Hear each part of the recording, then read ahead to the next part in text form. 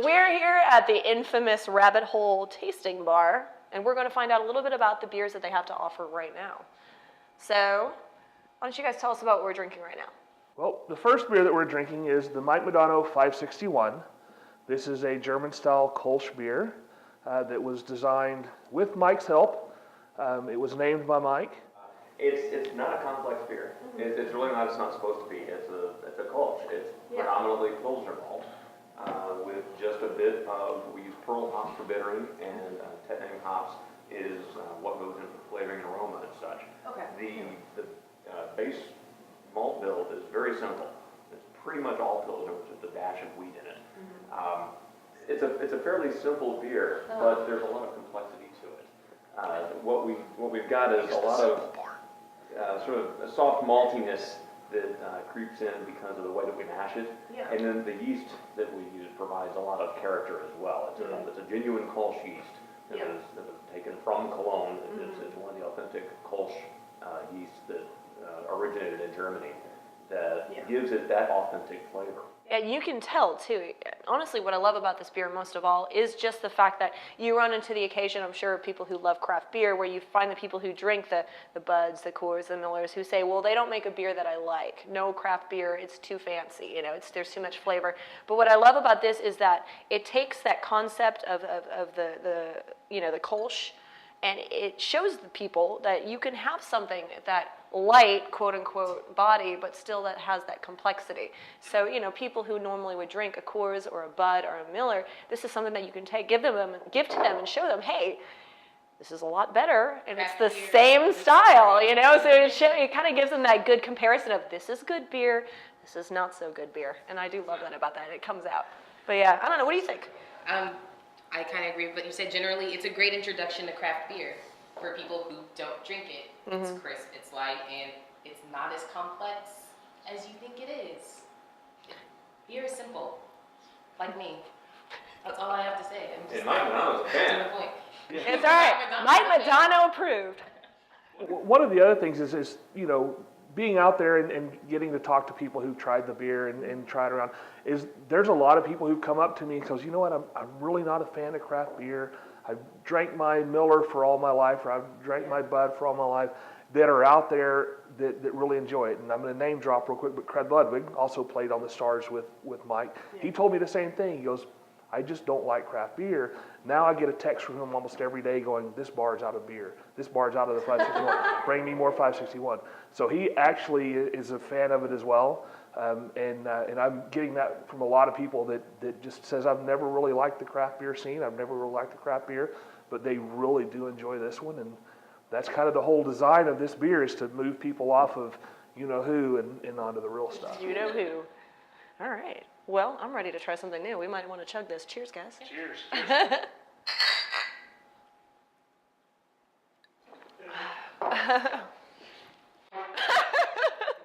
All right, we're here for beer number 2. This is called the Rapture. So tell us about the Rapture. We're pouring Rapture right now. Rapture is a fusion brown ale. It's an American-European fusion brown ale. And actually, it's one of the reasons I was very attracted to Rabbit Hole and joining the team was when I had this, I was really impressed because it looks super dark, but it's got a very nice kind of medium, lighter body than you're going to think just by looking at the color. Yeah. But then you get all these other characteristics. But that's just my opinion. Let's ask the expert. No, this is it really is an English brown ale with an American attitude. Pump it up in a couple of ways, but really keep the toasty, nice malt backbone of a good English brown. Something that we don't see a lot. A lot of browns come out in a little bit of a disrespected style. We get a lot of pale ales with food coloring. We get a lot of, a lot of overly hopped beers, which you want some hops in this beer, but you definitely want to showcase the malt. So I mean, this is really all about a nice malt backbone and then some nice northwestern hops in order to finish it out and give a little bit of an American zing to it. I pick up a little bit of citrus. I think this comes from some of the Pacific hops that are used in here. Yeah, it's a combination. I even, the toastiness is definitely there, but a slight coffee finish. What other notes are you kind of picking up?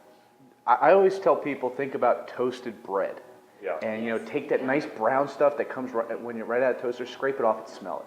That's what this smells like to me. A lot of people get the coffee And that's a little bit darker, and it's definitely there, but I get a just nice, real strong toasty malt flavor. No, and I agree with you on that. Like when I drink this, what I think of, and bear with me on this, but I think Nutella on burnt toast, and then I think a shot of espresso next to it. That's how I view it. Yeah. Different from the espresso, though, I think it cleans up nicely, and Oh, that it was does. really important to us. Was something that, although it's a dark beer, we hear people say all the time, saying, "I don't like dark beers, but I leaves the really taste like in your this mouth." Yeah. this Rapture," and that was important. Something that you can go into a bar, you want to have more than one of, and then say, "I'm done," whether it be for alcohol reasons or just, how strong the finish is. Yeah. This should be a nice light finish, medium mouthfeel and a light finish that makes you want to come back and experience the Rapture again. And you did a great job of it. It doesn't linger on the back of your tongue. It stays more towards the tip, and when you're finished with it, you're finished with it, and you can move on to something completely new, and go on to a different beer, and it's not going to, in a way, mess with the experience of trying something afterwards, which is great. It's kind of like having good beer manners, right? Mm-hmm. Yeah. And that is definitely what she said. Now, one of the cool things about the two beers that we currently have, we do have another beer coming out that we talked about earlier, but we can also take these beers and do something with them. So Whitney, Yeah, if you'll kindly scull 30% of that beer. All right. Yep. So what are you about to do here, Tom? This is kind of crazy. This is something that our tasting room bartenders created, which Okay. we support wholeheartedly. This is called the Rapidato. Rapidano. Rapidato. Well, that almost sounds like it might be a mix between Rapture and Madonna. Oh. What? What? That's so crazy, it might be true. Well, this is my curiosity because, honestly, usually you take two beers because they both use different yeasts. Absolutely. They're different grain bills, they're different hops. How do they play together? The subtle fruitiness of the Kolsch yeast with the toastiness really blends very well. Very well. You just do not want the Kolsch to take over. What do you think, ladies? Oh, wow. It's tart and still toasty on my palate. Mm-hmm. Like, the malty finish is great. Yeah, the malt comes out a lot more at the end. It allows you to have more of that toasted feel to it. It keeps, the Kolsch kind of blocks out all the sweetness of it, and then at the end you still get that toasted malt. So it really kind of gives it a really interesting contrast. That's really fascinating. Was this an accident? Yeah, I was going to say, how did this happen exactly? A happy Yeah. accident. Some people kept asking for Yeah. 50-50 mixes, and obviously we want to be able to deliver something that's new to the Yeah. folks that are coming to the tours. Yeah. And we started getting curious about it, so we tried it, and then just kind of started working with the balance in the 30-70, where we found that the taste profile was well balanced. And then, then from there, brainstormed, hey, a name, and that wasn't very hard because you take the name of one beer and the name of another beer. Yes. And you do And this you keep smashing them together. until eventually they You dipped your chocolate in my peanut butter. And bam, Rapidillo is born. Damn Rapidillo.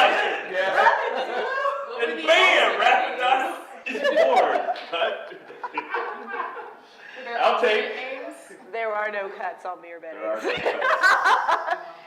But for some reason it does put a dinosaur in my mind, which is weird. I don't Yes. remember that in Alice in Wonderland. At this point, I'm picturing a dinosaur with Mike Madonna's head in Never Yes. Never Land, and I'm really Yeah, just with little short confused. stubby arms, but I still saw scoring goals. a raptor in a jersey with a hockey stick. Or two, so Tell us, that's about, what's all right, tell us what's coming next. That's a good question.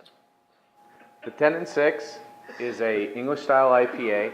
It's authentic to style. It's definitely something that uses all the English malts, all English hops. We're looking forward to look for 10 and 6. When is it going to come out? I would say I expect it probably out in bars and restaurants at the later part of February. Okay, so start asking for 10 and 6. Remember, if you ask your bars for Rabbit Hole, they will get it for you. If they know there's a demand, they will bring it to you. So make sure to ask for Rabbit Hole, ask them for 10 and 6. All right. awesome. Cheers guys.